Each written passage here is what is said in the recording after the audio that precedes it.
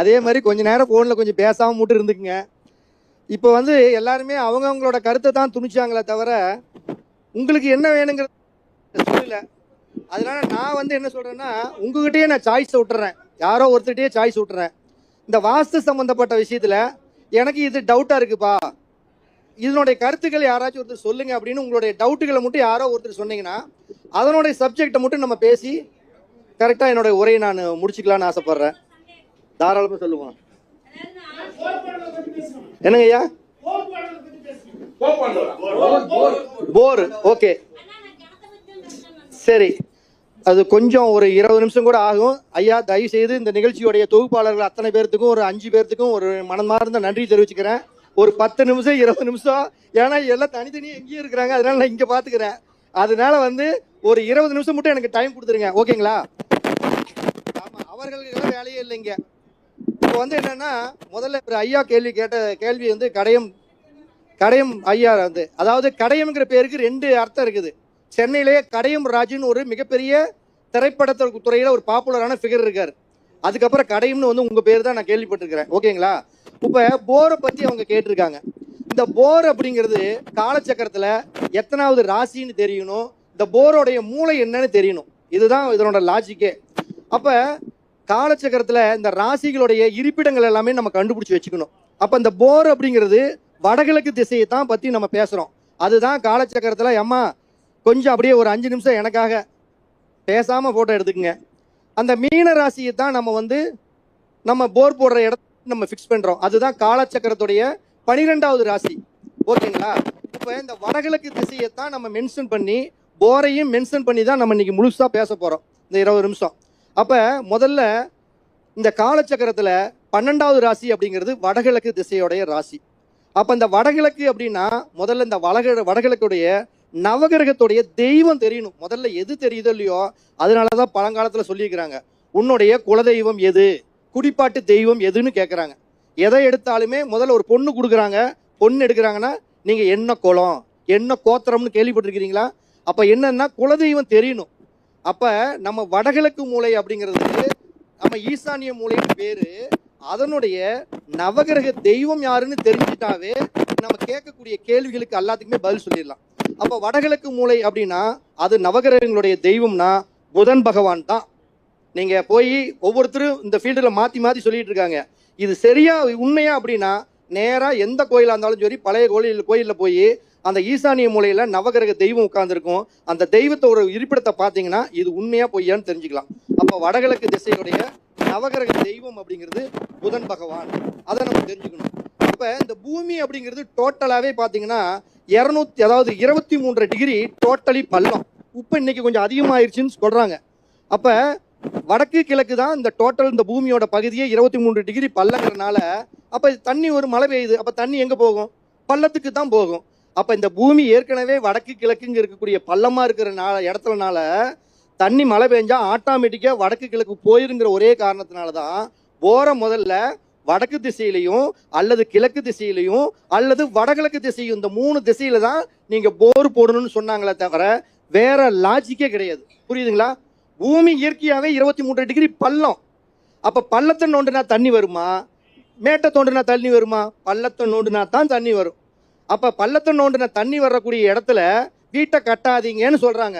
அப்ப வீட்டை கட்டினா மழையில தண்ணி பேஞ்சு அந்த வீடு சேதாரம் அடையும். அப்ப அதுக்கு நேர் எதிர் திசை எது? அதுதான் மேட்டோட திசை, தென்மேற்கு திசை. அப்ப ஒரு வீடு பிளாட்னு வந்தா நீங்க வீடு கட்டுறதே தென்மேற்கு மூலையில கட்டுங்க, அதுதான் உங்களுக்கு நிரந்தரமா இருக்கும் அப்படிங்கிறதுக்காக தான் பண்ணாங்க. அப்ப முதல்ல சொல்லுங்க ஐயா.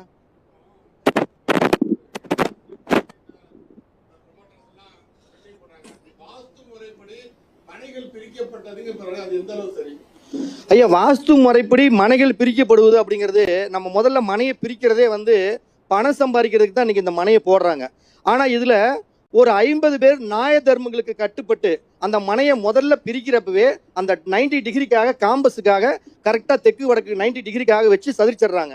சில பேர் என்ன பண்றாங்கன்னா அந்த திசையை சதிரிக்கிறப்பயே மாத்தி மாத்தி அது இருக்கிறதுக்கு தகுந்த மாதிரி சதிச்சிடுறாங்க. இப்போ ஒரு வடக்கு பார்த்த பிளாட்டுனா அங்க வடக்கு ஒன்று பார்த்தா அது சிறப்பு, இல்லைன்னா ஈசானிய மூலை பார்த்தா சிறப்பு. ஆனா அவங்க என்ன பண்ணிடுறாங்க, அந்த டைரக்ஷன் பிரிக்கிறப்பயே இடத்துக்கு தகுந்த மாதிரி நம்மளுக்கு நிறைய இடம் சேதாரம் ஆகுதுன்ட்டு இந்த வடக்கு பார்த்ததுக்கு வாயு மூலை வச்சு வச்சு அப்படியே பிரிச்சுக்கிட்டே போவாங்க. அப்ப எல்லா மூலையுமே அந்த இடத்துல வந்து வடக்கு பார்த்த வீட்டுக்கு டோட்டலா எல்லா திசையுமே வடக்கு பார்த்ததுக்கு வாயு மூலை பார்க்குற மாதிரி தான் இருக்கும். அப்ப வாயு மூலை பார்க்குற மாதிரி மன சிறப்பா இருக்குமானா நிச்சயம் 100% நீங்க வடக்கு பார்த்த வீடுன்னு இடம்னு வாங்குவீங்க. அங்க கேம்பஸை வச்சு போய் பார்க்குறப்ப அது வாயு மூலையை பார்க்கும். அப்ப வாயு மூலை பார்த்தா என்ன ஆகும்? அப்ப வாயு மூலையுடைய நவகிரக தெய்வம் யாருன்னு நம்மளுக்கு தெரியணும். அங்க இருக்கக்கூடிய ஹீரோ யாரு? கேது பகவான். அப்ப கேது என்னென்ன பண்ணுவான்? அப்ப 4ஆம் பாவத்தை கேதையும் 2 சோடி சேர்த்தணும். நல்லா இருந்தா நல்ல மாதிரி சொல்லணும், கெட்டா இருந்தா கெட்ட மாதிரி சொல்லணும். அப்ப 4ஆம் பாவத்தை கெட்ட விதமா என்ன சொல்லுவோம்? கேதுவோட காரகம் தெரியணும். கேதுன்னு என்ன? எல்லாமே பிரிச்சு வச்சு வேடிக்கை பார்க்கறது.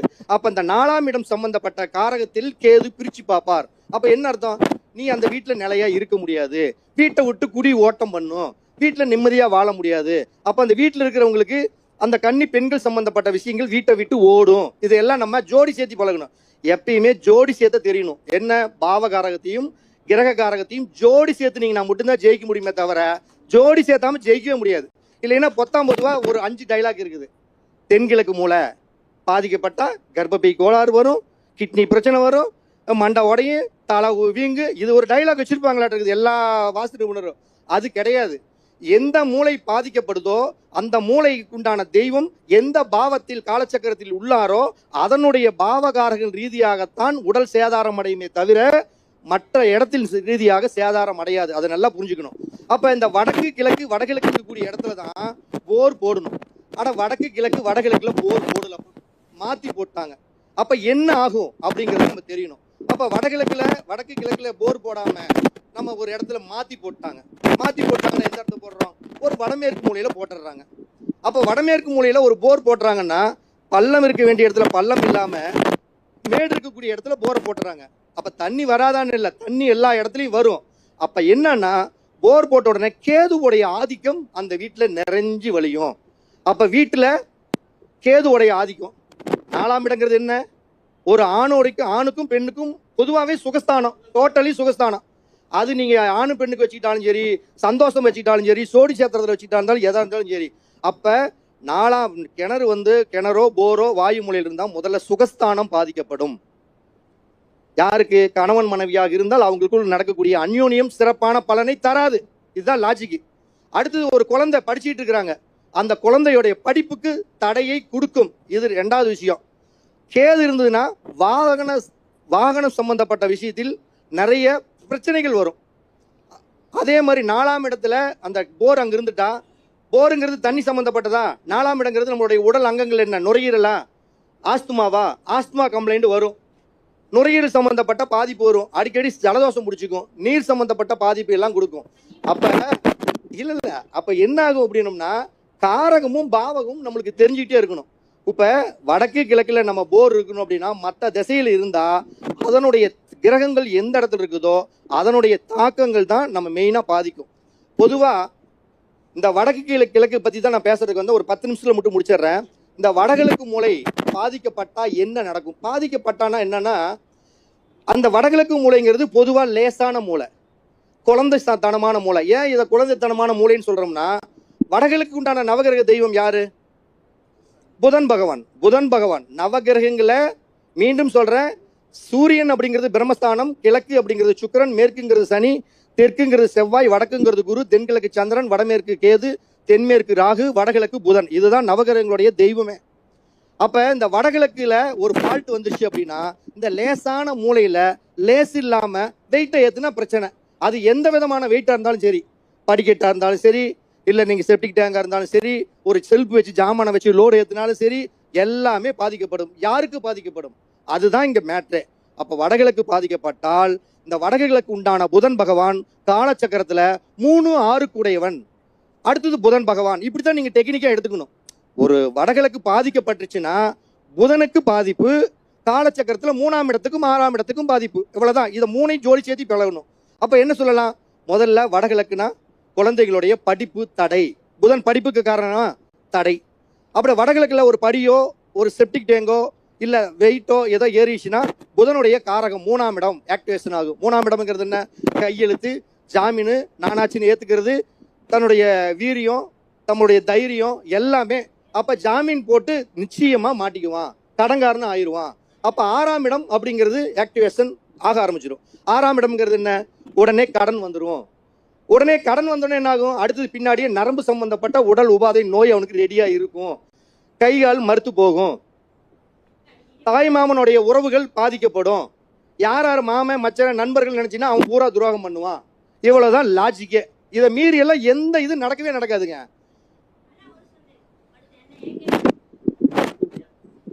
சொல்லுமா, உரைக்கலமா.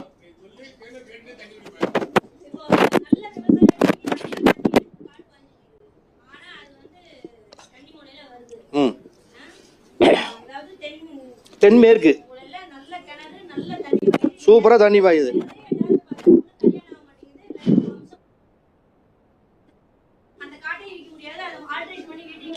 ஒண்ணு இல்ல, அவங்க சொல்றது ஒரு விஷயம் பாருங்க.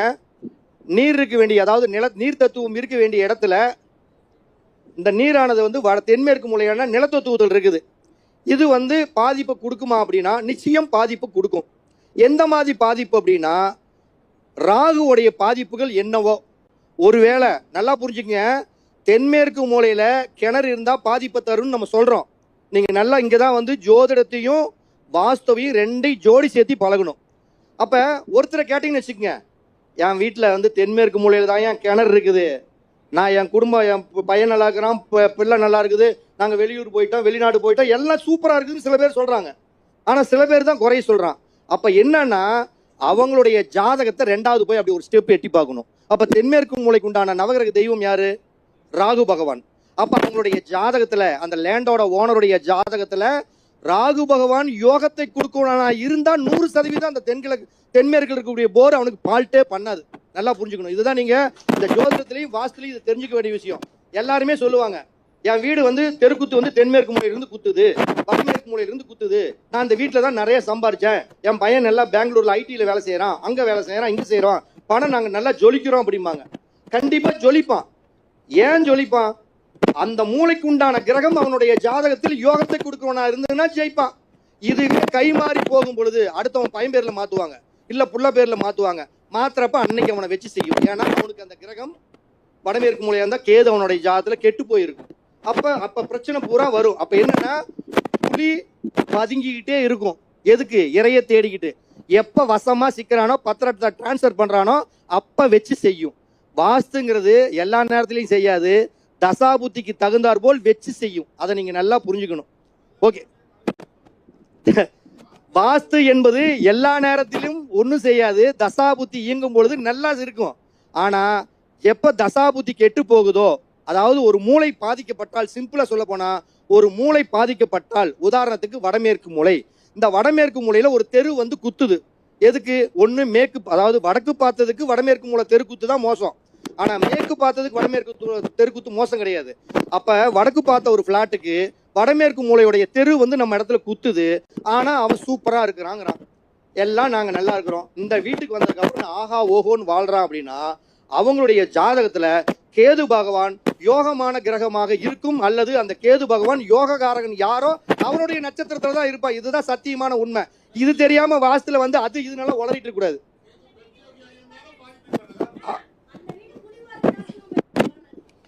அது ஏமா நம்ம, அதாவது அதைத்தான் சொல்றேன், அது வந்து அந்த அந்த ஜாதக பிரகாரம் வர்றவனுக்கு வந்து வாடகைக்கு வர்றவனுக்கு அந்த கிரகம் கேது நல்லவனா இருந்துட்டான், அந்த தப்பிச்சுக்கிறான்.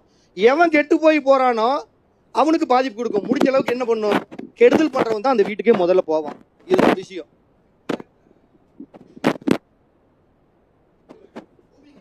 இருங்க, அவர் ஒரு கேள்வி கேட்டு இருக்காரு.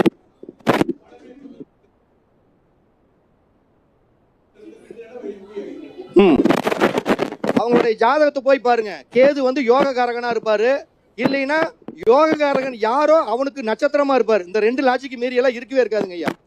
அப்ப நம்ம ஒரு வாஸ்து பாக்குறோம்னா ஜோதிடத்தையும் வாஸ்தையும் 2ஐயும் இணைச்சு, காலச்சக்கரத்தையும் இதை இணைச்சு சொன்னா மட்டும்தான் நம்ம வாஸ்துல ஜெயிக்க முடியுமே தவிர வேற எந்த விதத்திலையும் தனிப்பட்ட முறையில ஜோதிடம் இல்லாமல் வாஸ்து ஒருத்தர் பாத்தீங்கன்னா 100% ஜெயிக்கவே முடியாது. இது ஆணித்தரமான உண்மை. இது நீங்க நல்லா கான்பிடண்டா ஒரு நம்பிக்கை. அடுத்தது உங்களுக்கு ஒரே ஒரு சின்ன தகவல் சொல்லிட்டு நம்ம நிறைய பேசுறாங்க, அதனால நம்ம உரையை முடிச்சுக்கலாம்.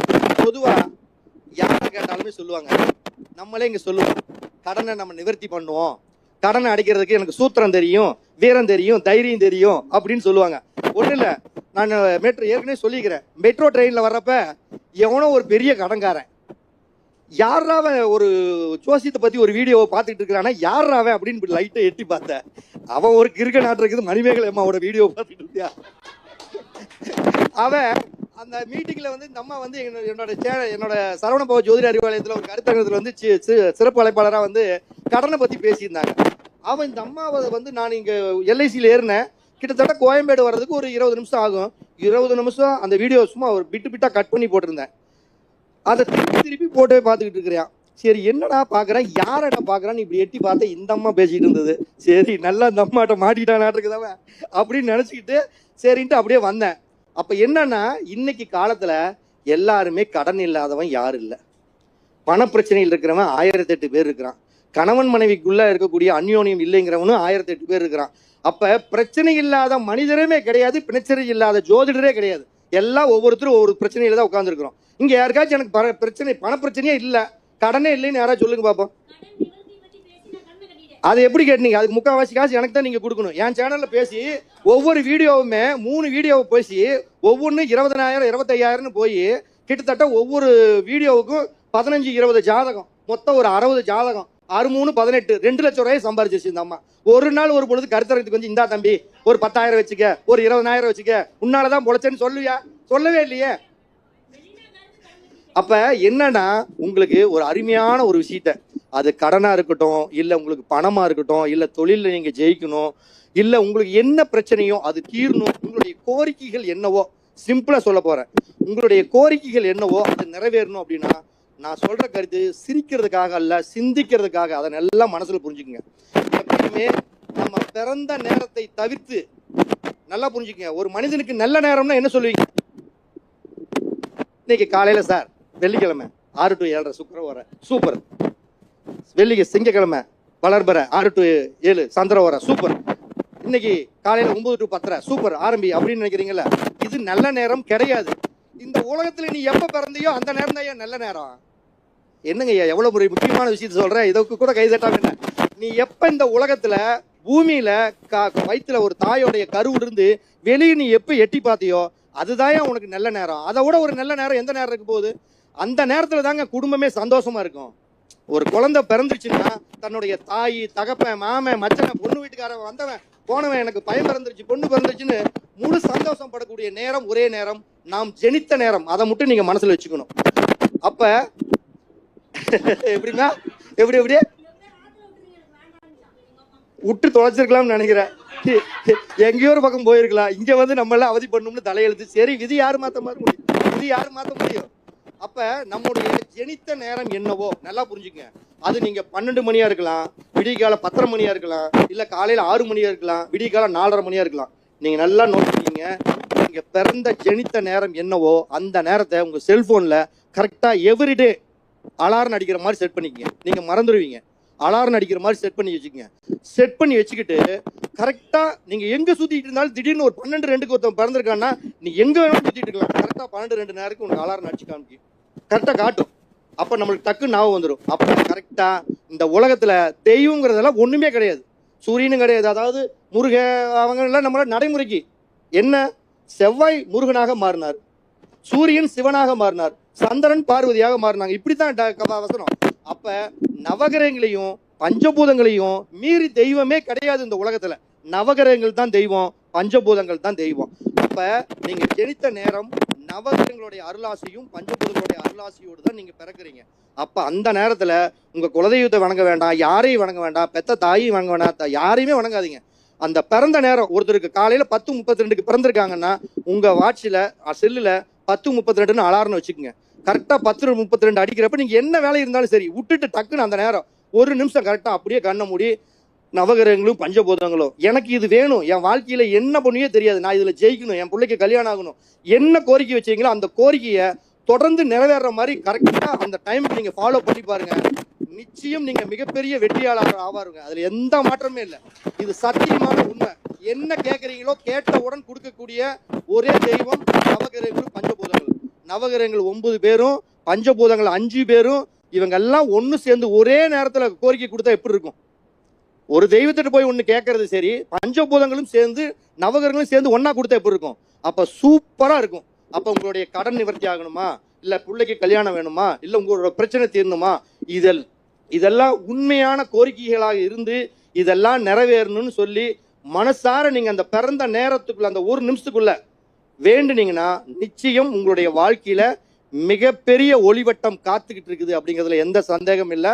என்னுடைய பேச்சையும் இவ்வளவு நேரம் அழகாக அமைதியாக ரசித்து கேட்ட மிகப்பெரிய ஜோதிட நல்லுள்ளங்களுக்கு சரவணபவ ஜோதிட அறிவாலயத்தின் சார்பாக சரவணபவ பரணி பாரதியின் அன்பார்ந்த மனமார்ந்த நன்றிகளையும் வாழ்த்துக்களையும் தெரிவித்துக் கொண்டு தர்மத்தின் வழி செல்ல செல்ல கர்மத்தின் வழி குறையுமப்பா என்ற தகவலோடு மீண்டும் அடுத்த வருடத்துல நம்ம காசியில சந்திக்கலாம். ஓகேங்களா? நம்முடைய அடுத்த கருத்தரங்கம் நம்முடைய பராசரருடைய அடுத்த 6ஆம் ஆண்டு காசியில் என்பதை தெரிவித்துக் கொண்டு போலாம், போவோம். அனைவருக்கும் வணக்கம், அனைவருக்கும் வாழ்த்துக்கள்.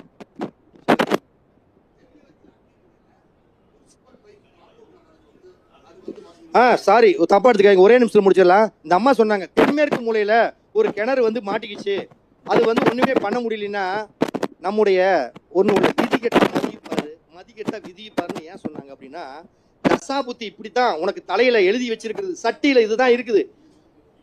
சட்டி வச்சு அடுப்பு பத்த வச்சு பருப்புஞ்சோறு ஆகுனா பருப்புஞ்சோறு தான் வரும், சட்டி சோறு வராது. புரியுதுங்களா? அப்ப தலையில என்ன எழுதி இருக்குதோ அதுதான் அகப்பிலையும் வரும். அப்ப நம்ம என்ன பண்ணணும்? நம்மளுடைய மதி என்கிற அறிவால் நம்ம அதை மாத்தணும். அப்ப தென்மேற்கு மூலையில இருந்து ஒரு கிணறு தண்ணி இருக்குது அப்படின்னா ஒரு வீட்டுல இருக்குது, அவங்க என்ன பண்ணணும்? வடகிழக்கு இருக்கக்கூடிய பகுதியில ஒரு பெரிய தண்ணி தொட்டி ஒண்ணு கட்டி அந்த தென்மேற்கு மூலையில் இருக்கக்கூடிய தண்ணி கொண்டாந்து அந்த வடகிழக்குல விட்டு வடகிழக்குல ஒரு சின்ன மோட்டர் வச்சு பம்ப் பண்ணி வீட்டுக்கு மேல ஏற்றி அந்த தண்ணியை யூஸ் பண்ணீங்கன்னா மட்டும்தான் அந்த தென்மேற்கு மூலையோடைய தோஷம் தீரும். இதுதான் அதுக்கு ட்ரீட்மெண்ட். இங்க நம்ம கிட்ட மந்திரம் இல்ல, தந்திரம் இல்ல, தாயத்தும் இல்ல, ஒரு எந்திரம் வேலை செய்யாது வாஸ்துல. அதை மட்டும் நீங்க தெளிவா தெரிஞ்சுக்கங்க. சரிங்க ஐயா. கார்பரேஷன் வாட்டர் வந்துருச்சுங்க.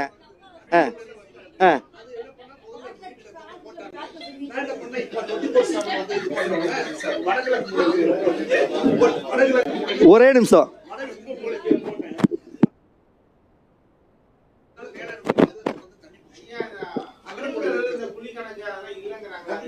ஐயா எப்படிங்க ஐயா குழிக்கணக்கெல்லாம் இல்லாம சொல்ல முடியுமா? அப்ப இயற்கை நல்ல குழிக்கணக்கு இல்லை அப்படின்னா நம்ம நட்சத்திரம் இல்லைன்ட்டு போக வேண்டியதுதான். பாப்பன்னு சொன்ன மாதிரி நட்சத்திரமே இல்லைன்ட்டு எல்லாம் ஊரை விட்டு ஓட வேண்டியதுதான். எங்கேயாச்சு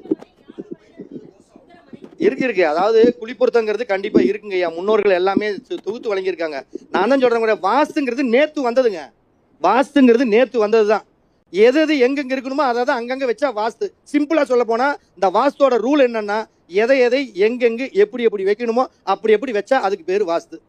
ஒன்றும் இல்லை, என் கண்ணு இங்க இருக்கணும், என் கண்ணு இங்க இல்லாம கண்ணு நெஞ்சில் இருந்தா, வாய் இங்க இருக்கிறதுக்கு வாய் இங்க இல்லாம தொப்புளுக்கிட்ட வாய் இருந்துக்கிட்டு வாங்க வணக்கம்னு இங்க என் வாய் இந்த இடத்துல இருந்துக்கிட்டு வாங்க வாங்க வாங்க வாங்க வணக்கம் அப்படின்னு சொல்லிச்சுன்னா எப்படி இருக்கு?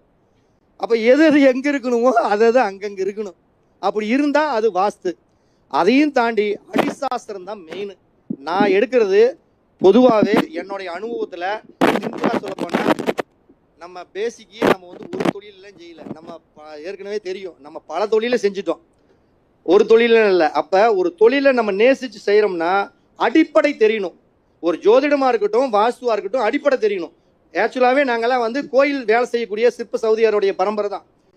எனக்கு வந்து சொன்னா, நான் சிட்டால் வேலைக்கு போயிருக்கிறேன், நல்லா புரிஞ்சுக்கங்க. சிட்டால் வேலைக்கு போயிருக்கிறேன், 6 ரூபா சம்பளத்துக்கு மண்ணல்ல போவேன். அடுத்து சிட்டாலாகி கொத்தனார் வேலைக்கு போயிருக்கிறேன், எனக்கு கொத்தனார் வேலை தெரியும். அடுத்தது சந்திரன் ஐயாவுக்கு தெரியும், என்னுடைய எல்லாமே தெரியும். அதுக்கு அடுத்தது 10 பேர்த்து 50 பேர்த்து வச்சு மிகப்பெரிய எங்க ஊர்ல சொல்லிக்கிற அளவுக்கு ஒரு 1000 வீடு கட்டி கொடுத்துருக்கேன். அத்தனை 1000 வீட்டுக்கும் நான் தான் வாஸ்து, இன்ஜினியர், பிளானிங், டோட்டலி நான் தான். இதை மீறி யாருமே கிடையாது. நான் உள்ள போனா என்னை தவிர்த்து வேற யாரும் உள்ள வர மாட்டாங்க. அப்புறம் மேஸ்திரி ஆகி அப்பவே வந்து 12வது படிக்கிறப்பவே நான் டீச்சருக்கு வாஸ்து சொல்லி கொடுத்தேன். ஒரு பசங்க கிட்ட சொல்லுவேன், இதை மட்டும் ஒன்று தயவு செய்து நீங்க கோச்சிக்காம கேட்டுக்கணும். ஒரு டீச்சர் மட்டும் வந்து காலையில வந்து பாடம் நடத்துவாங்க. நான் சொல்லுவேன், அந்த டீச்சர் பேர் சரஸ்வதின்ட்டு பேரு தான் மங்களமாரமா சரஸ்வதின்னு இருக்குதே தவிர ரொம்ப கோவக்காரம்மா பார்வதின்னு அந்த அம்மாவுக்கு பேர் வச்சிருக்கணும். அந்த அம்மா எந்நேரம் பார்த்தாலும் எல்லாத்தையும் இடுப்பு பிடிச்சி கில்லு. ஆனா இந்த இடுப்பு பிடிச்சி கில்றதுல 2 டெக்னிக் இருக்குது. அது சுகமா கிள்றது ஒன்று இருக்கும், இன்னும் கொஞ்சம் கில்லு. அந்த அம்மா என்னன்னா அந்த சதையை பிரட்டி விடும். இந்த கிள்றதுல இந்த சதை இங்க மேல தூக்கி மேல இருந்து கீழே தூக்கும். அப்போ உயிர் போற மாதிரி ஒரு வலி வலிக்கும் அந்த சதையை பிரட்டுறதுல. அந்த அம்மா அதுல பெரிய கில்லாடி. அந்த அம்மா கில்லாடியா இருக்கிறது ரைட்டு, இந்த மாதிரி இதுல கில்லாடியா இருந்தா பரவாயில்ல. அந்த டீச்சர் வந்து இப்படி வயிற்று பிடிச்சி கில்லு. அதுதான் அந்த அம்மா அடிக்கவே அடிக்காது குச்சியில. ஆனா அந்த டீச்சர் என்ன பண்ணுவாங்கன்னா, ஒரு போர்டு இருக்கும் அந்த ரூம்ல. நான் 8வது படிக்கிறப்பயே அந்த வாஸ்தோடைய டெக்னிக் நான் சொல்லுவேன் பசங்கிட்ட. டேய், இன்னைக்கு டீச்சர் வந்து நிக்கிறது எந்த மூலையில் நிக்கிறாங்க தெரியுமா? அக்னி மூலையில் நிக்குது. பாடம் நடத்துறப்ப இப்படி ஒரு போர்டுனா, போர்டு இல்ல இந்த இடத்துக்கு எதுங்க ஐயா கிழக்கு வடக்கு தெற்குலாம் நார்மலா எது?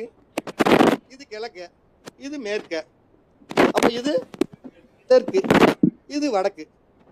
அப்ப வந்து இதுல வந்து நம்மளுக்கு தென்கிழக்கு அப்படிங்கிறது அந்த மூலைன்னு வச்சுக்கிறோம். ஒரு உதாரணத்துக்கு இப்படி அந்த போர்டு போட்டிருக்கிறப்ப இந்த 4 இடத்த வச்சுக்கிறோம். இது தென்மேற்கு, இது தென்கிழக்கு, அது வடகிழக்கு, அது வடமேற்கு. அப்படின்னா அந்த டீச்சர் போய் நிக்கிற இடத்த நான் பார்த்துக்கிட்டே இருப்பேன். அந்த தென்கிழக்குல போய் அந்த டீச்சர் நின்று பாடம் நடத்துறதுக்கு குறைஞ்சபட்சம் ஒரு 20 பேர்னாச்சும் அந்த கில்லு வாங்காம இருக்கவே மாட்டான். சொல்லுவேன், டே இன்னைக்கு அந்த அம்மா நிக்கிற ஸ்டைல் சரியில்லை, எவனுக்கோ ஒருத்தனுக்கு இன்னைக்கு இடுப்பு பிடிச்சி கில்ல போகுது அப்படின்னு நான் கரெக்டா அந்த அம்மா அதே மாதிரி பண்ணும். ஏன்னா தென்கிழக்கில் இருக்கக்கூடிய விஷயம் என்ன? தென்கிழக்கு அப்படிங்கிறது கோபம், விரோதம், நெருப்பு. எந்நேரம் எரிஞ்சு வச்சு வீட்டுக்காரனோட சண்டை போட்டுருக்க மாட்டேங்குது. எந்நேரம் வந்து இங்கே வந்து பிடிச்சி நம்மளுடைய காலத்தில் இருக்கு. அதே மாதிரி தென்கிழக்கு மூலையில் வந்து நின்றுச்சுன்னு வச்சுக்கோங்க, அந்த அம்மா அப்படி ஸ்டெடியாக பேசிட்டு நின்று.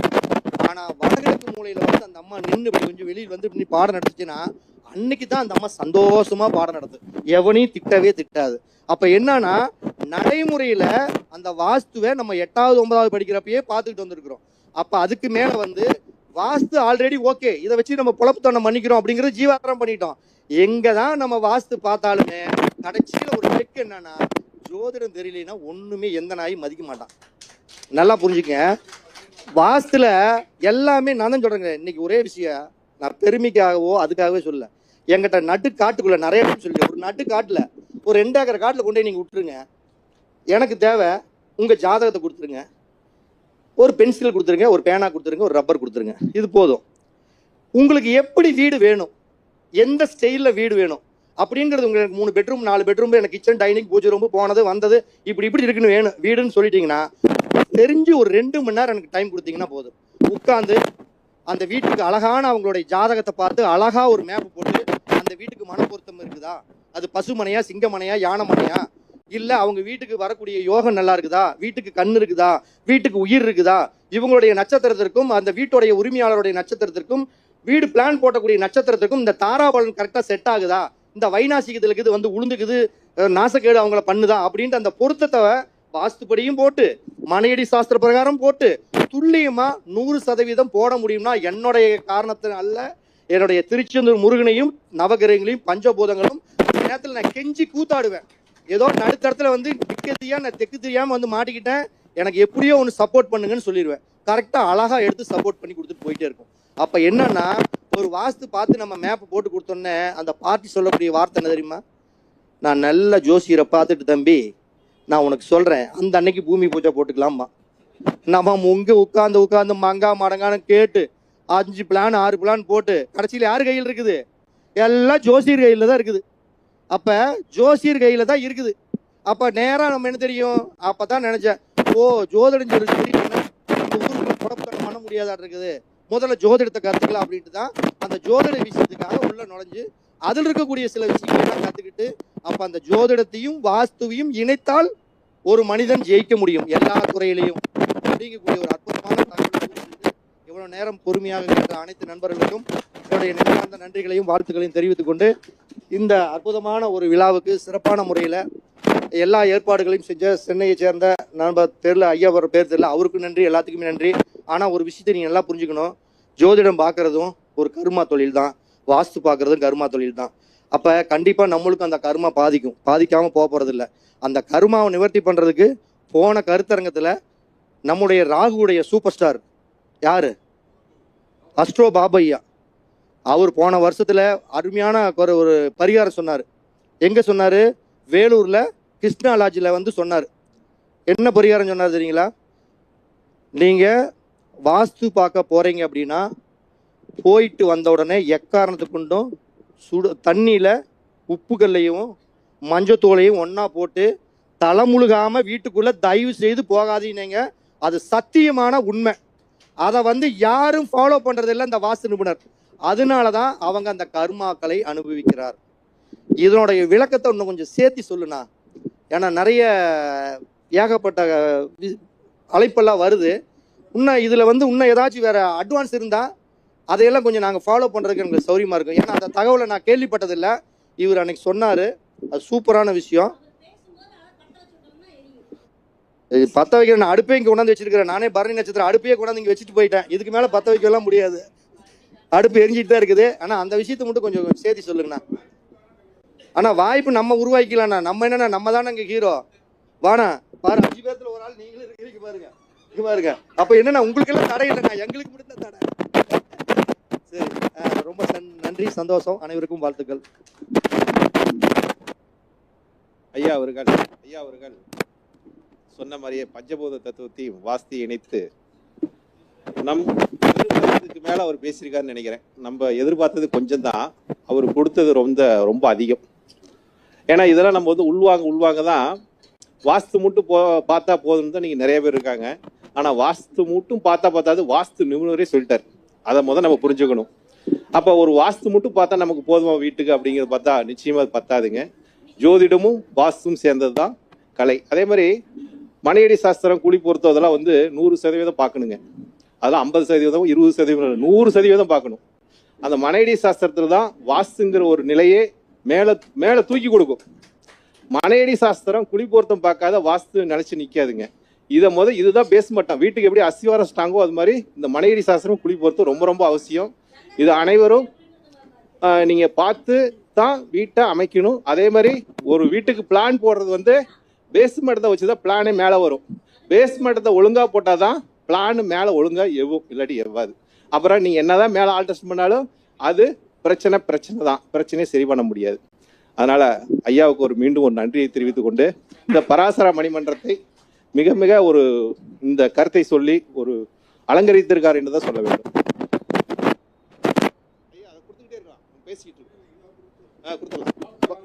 பரணிவாரி ஐயாவுக்கு பராசர மணிமன்றத்தின் சார்பாக ஒரு சிறிய ஒரு அன்பளிப்பு, ஒரு வசிய எந்திர தொழிலுக்கு உண்டான ஒரு இருக்கக்கூடிய ஒரு நிலைப்பாட்டை ஐயா அவர்கள் பூஜையில் வைத்து கொடுத்திருக்காரு. அவருக்கு கொடுத்த பராசர மணிமன்றம் மகிழ்ச்சி அடைகிறது. ஐயாவை வாழ்த்தி இந்த இதை அவருக்கு வழங்குகிறோம்.